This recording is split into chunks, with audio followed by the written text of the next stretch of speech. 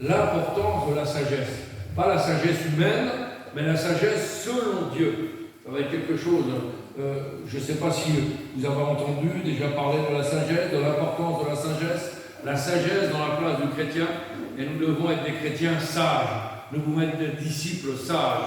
Merci Seigneur. Alors, vous savez, la sagesse c'est quelque chose de merveilleux, mais beaucoup trop de gens aujourd'hui se croient sages à leurs propres yeux, alors que la Bible nous enseigne tout le contraire. Celui qui se croit sage à ses propres yeux, et bien souvent il va dans l'erreur. Mais nous ne sommes pas dans l'erreur, nous voulons être sages selon la sagesse que Dieu va nous donner. Et nous allons voir que la sagesse est un don de Dieu. Amen. C'est quelque chose de merveilleux. Vous savez, la sagesse, c'est la mise en pratique de la connaissance. C'est la mise en pratique de la connaissance. Et il y a une grande différence entre connaître et être sage. Connaître et être sage sont deux choses différentes. On peut avoir l'intelligence, mais ne pas avoir la sagesse. Moi j'ai compris, et on a compris ça, aussi qu'il ne peut y avoir de personnes sages sans être intelligent. Tiens, je me dis quelque chose là. Mais toute personne intelligente qui se dit intelligente n'est pas sage. Toute personne qui se dit intelligente n'est pas forcément sage. Tu peux avoir la sagesse et l'intelligence, et d'ailleurs toujours, mais tu peux avoir l'intelligence et ne pas avoir la sagesse. Comment est-ce possible? Je vais vous donner un exemple concret, de la vie concrète, que vous puissiez comprendre tout de suite, simplement. Vous savez, aujourd'hui, on a des professeurs de ceci, on a des professeurs de cela, dans plein d'enseignements différents. Et on pourrait, par exemple, avoir un cours d'un professeur d'économie qui nous dit comment gérer notre budget, comment faire ceci, comment faire cela. Et puis, quand on s'aperçoit de sa vie, eh bien, on voit qu'il a 3 foyers en même temps, qu'il a 3 femmes, qu'il a 40 enfants. Est-ce que vous croyez que la pratique de ce qu'il a enseigné est mise en évidence? Non. Un médecin peut nous enseigner aussi sur un virus, sur une bactérie. C'est exactement dans la situation qu'on est aujourd'hui. Et puis, on voit que, eh bien, à côté de ça, il ne met pas en pratique. Par exemple, vous avez aujourd'hui le patron de chez Pfizer qui a inventé le vaccin, qui lui-même ne veut pas se faire vacciner. Vous comprenez? C'est quelque chose de particulier quand même. Donc on veut obliger aux gens de faire des choses, on veut enseigner aux gens, mais on ne met pas en pratique. Ça serait exactement aussi comme si moi je vous prêchais quelque chose, mais que je ne mettais pas cette vie en pratique. Vous comprenez? Ce que je dois prêcher, eh bien je dois le vivre. Ce que vous pouvez témoigner, vous devez le vivre. Si vous ne témoignez pas de cette vie-là, ce fruit que vous avez en vous, eh bien c'est une catastrophe. La sagesse est donc la mise en pratique de la connaissance. Et nous allons lire un premier verset qui nous le prouve. Nous allons aller dans le livre de l'Apocalypse, 13, verset 18. Que nous dit la parole de Dieu? Apocalypse 13, verset 18. C'est une preuve. Et la Bible dit, c'est ici la sagesse, que celui qui a de l'intelligence calcule le nombre de la bête, car c'est un nombre d'hommes et son nombre est 666. On va décortiquer un petit peu ce verset-là. Non pas sur le nombre de la bête, ce n'est pas le sujet de ce matin. On aura des enseignements là-dessus, il n'y a pas de problème. C'est-à-dire que si celui qui a de l'intelligence calcule le nombre de la bête, alors il a la sagesse. Mais si cette personne a l'intelligence et ne calcule pas, il n'a pas la sagesse. C'est ce que veut dire ce verset. C'est quelque chose de très important. C'est-à-dire que la sagesse, c'est lorsque l'intelligence est mise en œuvre. Si ton intelligence ne se traduit pas par des actions, si ta connaissance, ton bagage ne se traduit pas par des actions, tu n'es pas sage. C'est important ça, tu n'es pas sage. Tu connais beaucoup, aujourd'hui on a beaucoup de chrétiens qui connaissent la Bible. C'est des théologiens. On connaît plein de choses. On a la tête remplie. Pas de problème. Surtout avec ce qui se passe aujourd'hui sur Internet, on peut aller piocher de droite et de gauche. On peut avoir la tête remplie de versets. On peut avoir la tête remplie de la parole de Dieu. On connaît beaucoup et il y a une grande connaissance, mais il n'y a pas de sagesse. C'est comme quelqu'un qui nous enseignerait, comme moi par exemple, qui nous enseignerait très bien de faire sa propre vie, d'être en l'heure, de faire ci, de faire ça, mais dans mes prédications, ça serait renseigné comme ça, et quand vous verriez ma vie à moi, à l'extérieur, vous verrez une vie dissolue. Ça ne peut pas exister. Quelqu'un qui ne pratique pas tout ce qu'il dit n'est pas sage. Il dit même à l'église, il faut être ponctuel. Il y a des gens qui disent ça, il faut être ponctuel à l'église, ceci, cela. Mais dans sa vie à lui, il n'est pas ponctuel. Ça ne peut pas le faire non plus. C'est la connaissance. Mais en aucun cas, ce n'est de la sagesse. La sagesse, je le répète, c'est la manifestation de la vraie intelligence. La sagesse, c'est la manifestation de la vraie intelligence. Quelque chose qui nous le prouve, et nous allons faire une lecture ensemble. Et nous allons aller dans le livre, dans l'Ancien Testament, dans Exode 31, à partir du verset 3. Regardez bien ce que nous dit Exode 31, verset 3. Allez, verset 1. L'Éternel parla à Moïse et dit, sache que j'ai choisi Betsalel, fils d'Uri, fils de Hur, de la tribu de Juda. Ok? Mis à part. Et qu'est-ce qu'il dit? Je l'ai rempli de l'Esprit de Dieu, virgule, de sagesse, virgule, d'intelligence, virgule, et de savoir pour toutes sortes d'ouvrages. Ça veut dire quoi? Eh bien, ça veut dire que toujours Dieu parle de sagesse avant l'intelligence. Sagesse avant l'intelligence. Car la sagesse est plus élevée que l'intelligence. Quand la Bible parle et est écrite, rien de ce qui est marqué, ni une ponctuation, ni un iota, ni une virgule, n'est écrit au hasard, car la sagesse est à la primeur sur l'intelligence. La sagesse commence quand tu utilises dans la vraie vie la connaissance que tu as. La sagesse est aussi le discernement du bien et du mal, afin de résoudre les problèmes quotidiens et de juger avec équité. Un chef sage, un leader sage, un chef de famille sage. Un autre exemple, et on va le voir tout à l'heure, on va le développer. Vous ferez la lecture chez vous, vous connaissez cette histoire. L'exemple suprême de la sagesse, et on a commencé à aborder le sujet avec Alain et Émilie jeudi à la réunion de prière, l'exemple même de la sagesse dans la parole de Dieu, c'est le roi Salomon. Et le roi Salomon a confondu le monde de son époque avec un extraordinaire exemple merveilleux. Vous connaissez cette histoire, vous trouverez ça dans 1 Roi 3 à partir du verset 16. Vous lirez chez vous, c'est quelque chose de merveilleux. Deux femmes de mauvaise vie ont un enfant chacun. Des deux enfants meurent. Les deux femmes demandent audience au roi pour se chamailler, pour se disputer la vie de l'enfant qui reste. Le roi Salomon écoute les doléances. Non, c'est mon enfant. Et l'autre femme, non, c'est le mien. Non, c'est le mien. Non, c'est le mien. Le roi Salomon a quelque chose qui tranche merveilleux, une inspiration qui vient de Dieu, et il dit, dans ces cas-là, c'est pas compliqué, je vais couper l'enfant en deux, et je vais en donner la moitié à chacun. Et l'une des femmes dit, oui, fais comme ça. Et l'autre dit, ah non, tu ne peux pas faire ça, c'est un enfant, c'est le mien. Et il a donné, c'est cette inspiration, l'enfant, la garde de cet enfant, à la femme qui a voulu sauver la vie de cet enfant. C'est un exemple suprême de sagesse. Vous comprenez ça? C'est quelque chose de bien. Lorsqu'une personne devient sage, elle sait que ça c'est mauvais et elle sait que ça c'est bien. Si tu continues aujourd'hui dans des questions du genre, est-ce que ça aussi c'est bien? Moi j'ai beaucoup de chrétiens qui m'appellent, est-ce que ça aussi c'est bien? Ou est-ce que ça aussi c'est mal? Laisse-moi te dire que tu n'as pas encore la plénitude de la sagesse. Parce que nous avons la connaissance du bien et du mal. Et dans notre sagesse, nous devons nous soumettre à la parole de Dieu. Et nous savons très bien ce qui est bien et ce qui est mal. J'ai des questions diverses. Est-ce qu'on peut faire ça, pasteur? Est-ce qu'on a le droit de faire ça, pasteur? Est-ce qu'on peut faire ça? Mais que dit la parole? Ah oui, je sais, mais pour moi, est-ce qu'il n'y aurait pas une exception? Non. Tu n'es pas sage. Si tu es sage, tu écoutes la parole de Dieu et tu la mets en pratique. Laisse-moi te dire que tu n'as pas encore cette pleine sagesse si tu te poses ce genre de questions. Lorsque tu attends un haut niveau de sagesse, eh bien tu sais alors que ça c'est le bien et ça c'est le mal. Tu n'as plus le doute, qui est le mot distazo, qui veut dire abandon en hébreu. Tu n'as plus de questions, tu sais et tu sais.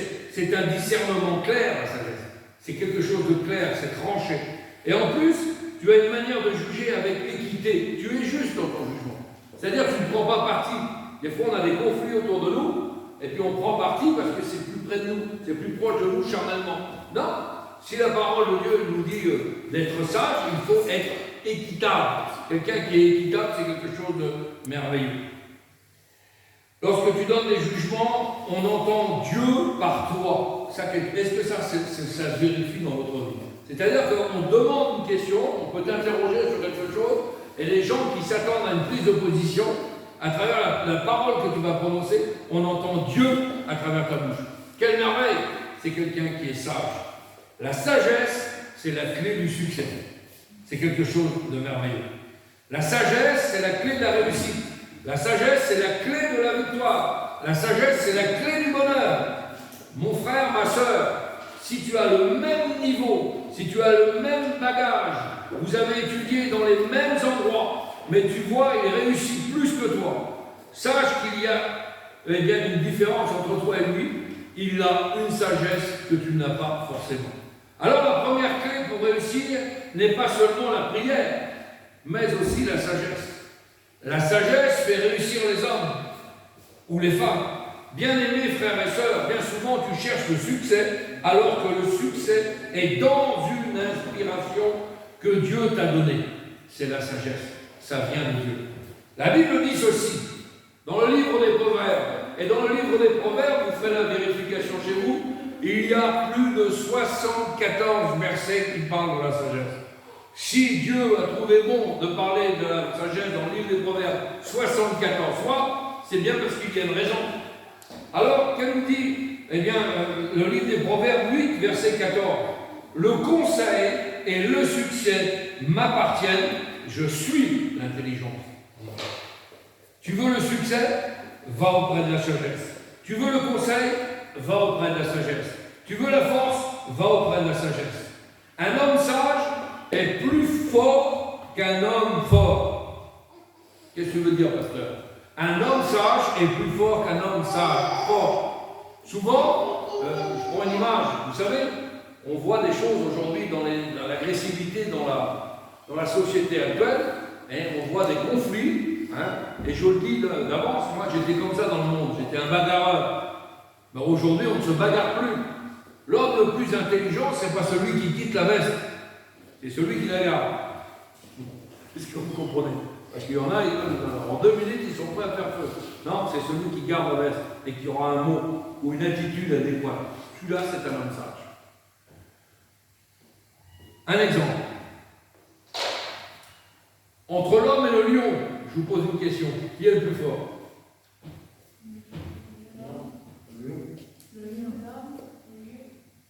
Ah bon? Le lion est plus fort que l'homme. On est bien d'accord. Avez-vous déjà vu des lions attrapés sans hommes? Sans hommes en même temps. Avez-vous déjà vu des hommes attrapés sans lion en même temps? Eh oui. Eh oui. Aucun lion ne peut attraper même 3 hommes en même temps. S'il est occupé sur un homme, il n'est pas occupé à 3 hommes. Le lion, malgré toute sa force, s'il voit 2 proies, il ne peut pas calculer. Il ne peut calculer qu'une seule proie. Et il va perdre l'autre. Ça, c'est automatique. Mais l'homme, lui, par son intelligence, eh bien, il est capable de prendre 1 lion, 2 lions, 3 lions, 4 lions, faire des captures globales d'animaux, et puis il fait même un zoo si vous n'allez pas. La sagesse est plus forte que le fort. C'est quelque chose d'extraordinaire. Frères et sœurs, la sagesse est un fruit du Saint-Esprit. Est-ce que vous croyez ça? Et on va le voir dans la parole de Dieu. C'est pour cela que je vous dis, quelqu'un qui ne peut pas dire qu'il a le Saint-Esprit sans être sage. Il y a beaucoup de gens qui disent « Oh, on a le Saint-Esprit », mais on voit leur vie, ce n'est pas sage, ce ne sont pas des gens sages. Si tu as le Saint-Esprit en toi, alors automatiquement tu es sage. Mais si tu as le contraire, eh bien, tu as de la méchanceté. Car le Saint-Esprit est un esprit de sagesse. La sagesse est une manifestation du Saint-Esprit. Exode 31, verset 3, nous l'avons vu. Regardez bien, on refait ce texte. Je l'ai rempli de quoi? De l'Esprit de Dieu, de sagesse, d'intelligence et de savoir pour toutes sortes d'ouvrages. Il y a un ordre établi par Dieu. Et la caractéristique de toute personne qui a le Saint-Esprit est la sagesse. Alors, comment pouvons-nous voir des chrétiens qui n'ont pas de sagesse? Tu l'entends parler, hein, moi je vois beaucoup de visites de chrétiens, hein, eh bien, pseudo-chrétiens, on va dire, tu l'entends parler et tu vois qu'il n'y a pas de sagesse en lui. Le dialogue n'est pas adéquat. Et ça, je vous référerai à la prédication que vous avez apportée sur la langue. Des fois, il faut dire au Seigneur, Seigneur, mets un mort à ma bouche. Parce que des fois, on parle vite. Et la Bible dit que l'homme est esclave de la parole qu'il a prononcée, mais il est maître de celle qu'il n'a pas dite. C'est-à-dire que des fois, il vaut mieux avaler un peu sa langue, hein, réfléchir, se poser, ça c'est une preuve de sagesse, et après on parle. Mais quand c'est l'inverse, et qu'on parle tout de suite, des fois, hein, c'est le plus petit muscle du corps humain, la langue, je vous avais enseigné ça. Mais avec le plus petit muscle du corps humain, on peut embraser des forêts entières. On peut faire des guerres, juste avec un petit muscle, avec cette langue. Tu entends parler, mais tu vois qu'il n'y a pas de sagesse en lui. Il parle comme un fou, comme un insensé. Il n'y a pas de chrétien véritable sans sagesse. Là où va l'esprit, là va aussi la sagesse. C'est quelque chose d'indissociable. Quel que soit ton âge, si tu as le Saint-Esprit, tu auras la sagesse. La sagesse est une manifestation de l'Esprit de Dieu. La sagesse est une personne. La sagesse, au-delà d'être une qualité, une manifestation de l'Esprit, la sagesse est une personne. La sagesse, c'est Jésus. Amen. La preuve, Proverbe 3, verset 19 à 24, on va faire la lecture ensemble. Proverbe 3, verset 19 à 24. Qu'est-ce que nous dit ce beau proverbe? 19 à 24. Vous y êtes? C'est par la sagesse que l'Éternel a fondé la terre. Tiens. C'est par l'intelligence qu'il a affermi les cieux.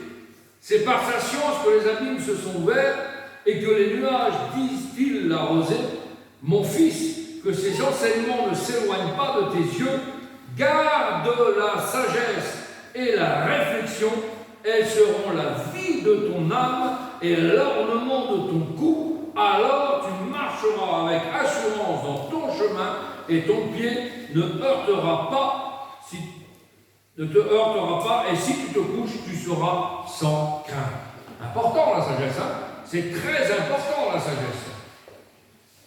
Jean 1 dit quoi? Verset 1. Au commencement. Donc au commencement, il y avait la parole et la sagesse. Vous avez compris?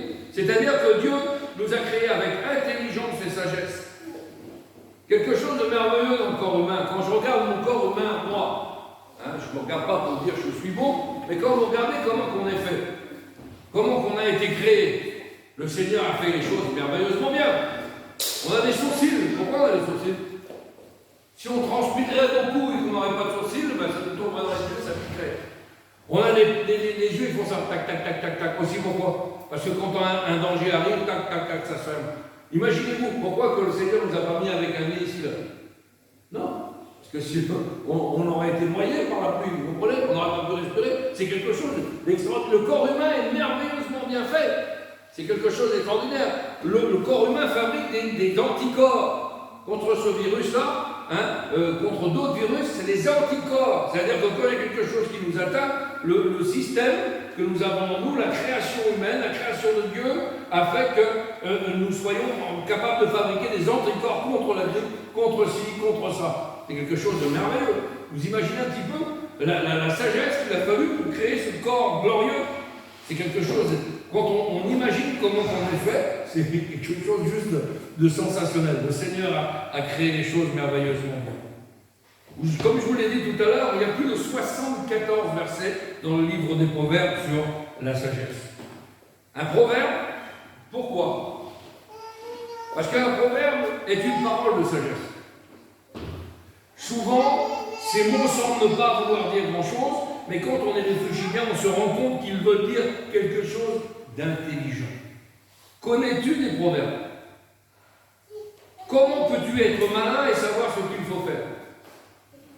Ce serait super hein, si on avait la réponse à tout, ce qui nous arrive, ça serait vraiment quelque chose de merveilleux. Hein, mais on ne le sait pas, en toutes circonstances, on ne le sait pas. Ce qui s'est passé jusque-là, on ne le sait pas non plus. Le livre des Proverbes nous apprend que la sagesse est un don qui vient de Dieu. Être sage, c'est faire confiance à Dieu. Refaisons encore une lecture dans le livre des Proverbes, et on va aller dans le Proverbe 3, versets 1 à 8. Regardez bien ce que nous dit le Proverbe 3, versets 1 à 8. Proverbe 3, versets 1 à 8. Mon fils, n'oublie pas mes enseignements, que ton cœur garde mes préceptes, car ils prolongeront les jours et les années de ta vie, et ils augmenteront ta paix. Que la bonté et la fidélité ne t'abandonnent pas. Lis-les à ton cou, écris-les sur la table de ton cœur, tu acquériras ainsi de la grâce et une raison saine aux yeux de Dieu et des hommes. Confie-toi en l'Éternel de tout ton cœur et ne t'appuie pas sur ta sagesse.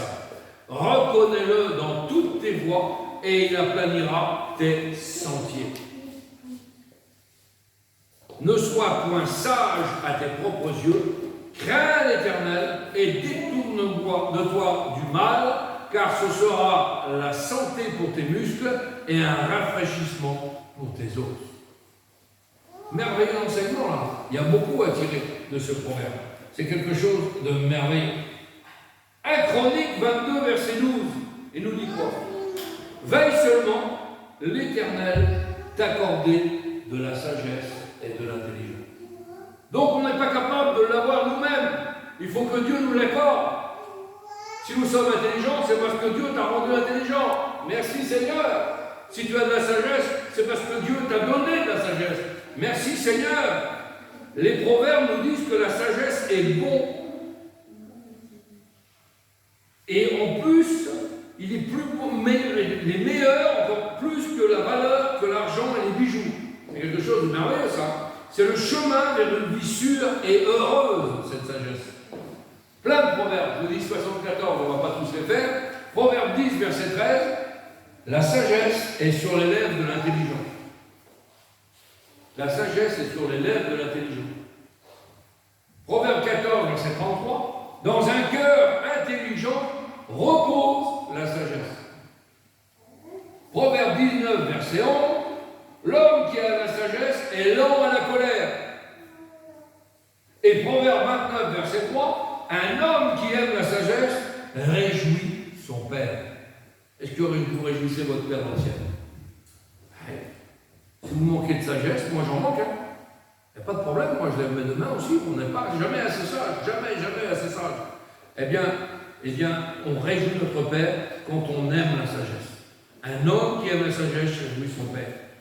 Le livre des Proverbes contient de nombreuses paroles de sagesse, que ce soit sur le travail, que ce soit sur la famille, que ce soit sur le comportement, ce qui est bon, ce qui est mauvais, et toutes sortes de situations habituelles ou inhabituelles. Il y a des proverbes sur comment être juste, comment être un bon ami, et comment traiter les gens qui sont pauvres ou qui ont besoin d'aide. Vous trouverez ça dans toute la panoplie du livre des Proverbes. Alors, comment acquérir cette sagesse? Comment l'acquérir?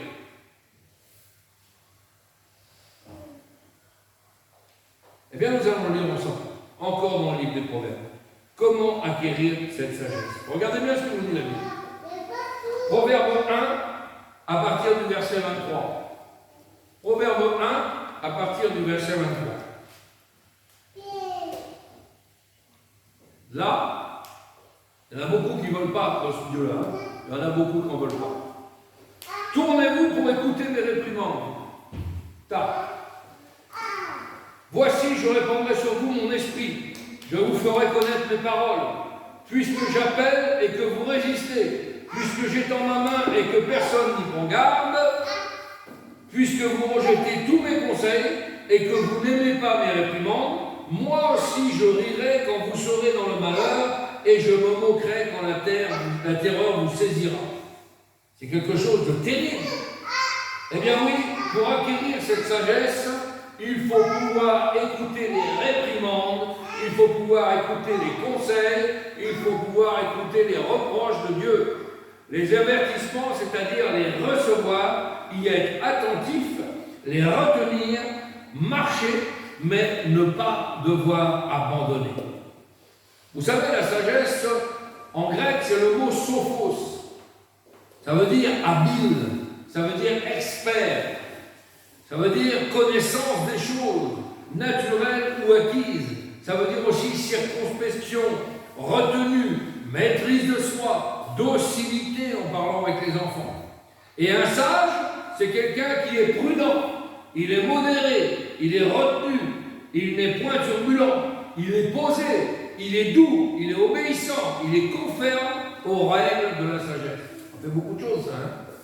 Proverbe du monde, ça c'est un proverbe du monde, vous ne trouverez pas dans la parole de Dieu, mais je l'ai noté. Le sage est maître de ses passions. Est-ce que vous croyez ça? Un sage est maître de ses passions. La sagesse, vous savez, c'est acquérir le bon sens, c'est acquérir la justice, c'est acquérir l'équité, la droiture, la connaissance, la réflexion. Mais la sagesse, c'est aussi apprendre la prudence. La prudence, quand on est sage, on évite beaucoup de problèmes, beaucoup de difficultés. Proverbe 19, verset 20, regardez bien ce qu'il nous dit. Écoute les conseils afin que tu sois sage. Alors ce matin, vous êtes au bon endroit pour écouter les conseils de la parole de Dieu afin que tu sois sage. La sagesse, c'est donc avoir le comportement, la parole, le geste approprié à chaque situation de la vie. C'est avoir une vue claire. Il faut qu'on ait une vision claire des choses. L'exemple même de la sagesse dans la parole de Dieu, on l'a dit tout à l'heure, c'était Salomon. Et il ne faut absolument pas que nous soyons pas sages à nous-mêmes. C'est le piège de Satan, ça. Il y a des gens où on est sage, on est prudent, c'est un piège, méfiez-vous. Ne soyons pas sages à nous-mêmes, à nos propres yeux, mais recevons la sagesse qui vient d'en haut. Proverbe 3, verset 7, on l'a dit tout à l'heure, ne sois pas sage à tes propres yeux. C'est l'équivalent d'être orgueilleux en réalité. Et Ésaïe 5, verset 21, regardez bien ce que nous dit la parole. Malheur, là on va encore plus loin, là, prophète Ésaïe, malheur à ceux qui sont sages à leurs propres yeux. Je ne sais pas si vous imaginez un peu la parole de Dieu, elle est droite, elle n'est pas tordue, elle n'est pas sinueuse, elle est vraie, c'est clair, c'est net. Malheur à ceux qui sont sages à leurs propres yeux. Ce qu'il nous faut ce matin, c'est la sagesse qui vient d'en haut. Amen. Pas notre sagesse à nous, pas notre sagesse humaine. C'est la sagesse qui vient d'en haut. Pourquoi? Parce que le don de la sagesse est un des 7 dons du Saint-Esprit. C'est un des 7 dons du Saint-Esprit. Le premier pas donc pour acquérir la sagesse de Dieu ce matin, c'est selon le Proverbe 1, verset 7. Regardez bien ce que nous dit ce verset merveilleux. Le commencement de la sagesse, c'est de révérer l'Éternel. Révérer l'Éternel. Révérer, c'est honorer, c'est traiter avec un profond respect. C'est ça que ça veut dire. Quand on a un profond respect pour Dieu, quand on honore Dieu, alors c'est le commencement de la sagesse pour nous. Il faut ensuite mûrir spirituellement, développer les bonnes habitudes, marcher dans la vérité, développer les dons, développer les caractères. Et j'ai prêché là-dessus. Les caractères, les caractéristiques du chrétien. Il y a des chrétiens que quand on leur pile sur le pied, ils sont prêts à se battre avec vous. Est-ce que vous croyez que ça correspond au caractère d'un chrétien? Un chrétien doit être bien semblable, comme l'apôtre Paul le dit. Soyez mes imitateurs comme je suis moi-même de Christ. On n'est pas des gens déréglés. On n'est pas des gens qui, en sortant d'église, on va aller se battre, ou on va aller voler, ou on va aller parler mal sur les autres. Non, nous sommes équilibrés dans notre esprit. Et surtout pas de confondre la sagesse selon Dieu et la sagesse selon le monde. Le livre de Job, 28, verset 28. La crainte du Seigneur, c'est la sagesse. La sainte crainte de Dieu. Et aujourd'hui, beaucoup de chrétiens marchent selon la volonté du monde et ils n'ont pas cette sainte crainte de Dieu dans leur cœur. Le but ultime de la sagesse, le bénéfice de la sagesse, c'est quoi? Regardez bien ces versets merveilleux. Je vous donne beaucoup de versets ce matin, mais c'est quelque chose d'étayé. Il n'y a pas besoin de commenter. On lit juste les versets et vous allez comprendre. Le but ultime de la sagesse, le bénéfice de la sagesse, c'est quoi? Eh bien, c'est 2 Timothée 3, verset 15. Que nous dit ce verset merveilleux? Le sage a salut par la foi en Jésus-Christ. Beau ça, hein? Le sage a salut par la foi en Jésus-Christ. Proverbe 21, verset 22. Le sage monte dans la vallée des héros. C'est quelque chose d'extraordinaire. On monte dans la vallée des héros, on est sage. Proverbe 16, verset 22. La sagesse est source de vie. Là, je vous ai prêché sur la source l'autre jour. La sagesse est source de vie. Ecclésiaste 7, verset 12. À l'ombre de la sagesse, on est abrité. Quelle beauté! Vous voyez un petit peu l'importance de la sagesse dans la parole de Dieu? Et Ecclésiaste 10, verset 10. La sagesse a l'avantage du succès. Si vous voulez avoir du succès dans les choses de Dieu, si vous voulez avoir du progrès dans la vie chrétienne, si vous voulez remporter des victoires, si vous voulez faire des exploits avec Dieu, la première des étapes, c'est de marcher dans la sainte crainte de Dieu, d'honorer Dieu et d'avoir cette sagesse dans notre cœur. Éphésiens 1, verset 17 nous dit quoi? Que Dieu nous donne un esprit de sagesse. Que Dieu nous donne un esprit de sagesse à chacun ce matin. Que Dieu me donne un esprit de sagesse. Moi j'ai besoin, on a tous besoin d'un esprit davantage de sagesse. La sagesse de quoi? Eh bien la sagesse de reconnaître que Dieu est sauveur et maître. Reconnaître que nous sommes tous pécheurs et privés de sa gloire. Reconnaître que sans lui on ne peut rien. Reconnaître qu'il est l'alpha et l'oméga, qu'il est Aleph, Taf, première lettre de l'alphabet, dernière lettre de l'alphabet. Reconnaître que si nous l'acceptons, il peut résoudre tous nos problèmes, tous nos problèmes. Reconnaître que sans lui, nous ne pouvons accéder à la vie éternelle, c'est impossible. Reconnaître qu'il a toute puissance sur nos vies. Ça, c'est le début de la sagesse. Si nous sommes déjà comme ça ce matin, eh bien nous avons compris. C'est quelque chose de merveilleux. Proverbe 19, verset 20 nous dit quoi encore? Écoute mes conseils. Les conseils, pas mes conseils à moi. Si vous écoutez mes conseils à moi, des fois je peux vous envoyer sur une fausse route. Les conseils à travers le serviteur, les conseils de Dieu. Écoute les conseils afin que tu sois sage. Amen. Quelque chose de merveilleux. Vous avez vu un petit peu les points importants sur la sagesse ce matin. Et je ne voudrais pas aller plus loin parce que nous avons besoin de cette importance de la sagesse dans une vie chrétienne. Et si vous en manquez ce matin, vous êtes au bon endroit, dans votre cœur, dans votre âme, dans votre esprit, ou chez vous, ou ici, de pouvoir lever la voix vers lui et dire Seigneur, donne-moi davantage de sagesse. Donne-moi davantage parce que cette sagesse-là, c'est le début. C'est le début de quelque chose et nous avons besoin d'être sages. Moi, j'ai besoin d'être sage. Tous les jours, quand on prie, je demande de la sagesse, je demande du discernement, je demande plein de choses. Parce qu'aujourd'hui, toutes ces choses-là sont vraiment liées ensemble. Si nous manquons de discernement, on peut manquer de sagesse. Nous pouvons répondre du tac au tac à quelques-uns. Mais avant de répondre, vous savez, quand on a pris cette église-là, qu'on était de l'autre côté avant, on s'est assis. Et un homme sage, avant de bâtir, il s'assoit, il est sage, il attend le feu vert du patron. Après, on fait. Et des fois, on fait. Et puis on dit Seigneur, tu ne veux pas m'approuver? Non, c'est pas ma volonté. Alors, tant bien que mal, on essaie de. Non. On s'assoit pour un travail, pour un achat, pour n'importe quoi, pour un nouveau logement. On se place devant Dieu. On a prié pour Gita, on a prié pour plein de gens, pour des nouveaux logements pour Allah. On se place devant Dieu et le Seigneur conduit les choses. Et puis après, on reconduit les choses. Vous savez, on n'est que locataires sur cette terre de misère-là. Donc le Seigneur nous conduit, il nous place là, il nous place là, il nous place là. Et c'est selon la volonté de Dieu. Mais pas selon notre volonté à nous. Bien souvent, notre chair est toujours un peu plus forte. Et puis elle veut ressortir des choses. Elle veut faire des désirs contraires à l'esprit. Moi, ma chair, là c'est beau, sur le bord de la mer, il y a une belle plage, c'est là que je veux être. Alors, le Seigneur, il a dit qu'il va là-bas, un pays de terre, là-bas, il n'y a rien. Mais pourquoi tu m'as envoyé là-bas? Parce que le Seigneur sait déjà ce qu'il va faire avec toi demain. Nous, on ne sait pas. Le Seigneur sait. Et il sait que dans ce pays de terre, là, peut-être à gauche, peut-être de droite et de gauche, eh ben, tu vas être un témoin vivant de ta parole et que tu vas pouvoir attraper, amener les âmes au Seigneur. Tu ne le sais pas, toi. Le Seigneur sait tout. S'il t'a placé là ou là ou là, il sait tout, Seigneur. Pourquoi je suis là? Pourquoi je suis parti de là-bas? Pourquoi? Ne pas pourquoi. Il faut qu'on soit sage et qu'on écoute le conseil de la parole de Dieu. Amen. Vous avez compris ce matin l'importance de la sagesse dans nos vies, dans nos cœurs. On va prier le Seigneur ensemble afin que nous recevions un peu plus de sagesse de sa part. Moi, je vous dis, j'ai besoin. Donc, je lève mes deux mains, j'ai aucune honte à le dire.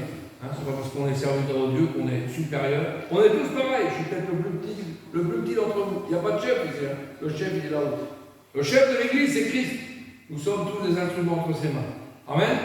Donc, ce matin, moi, j'ai personnellement besoin de sagesse dans ma vie. Alors, je le demande au Seigneur. Seigneur, ce matin, merci pour ta parole. Parce que ta parole est édifiante, elle est bouleversante, elle m'a fait du bien.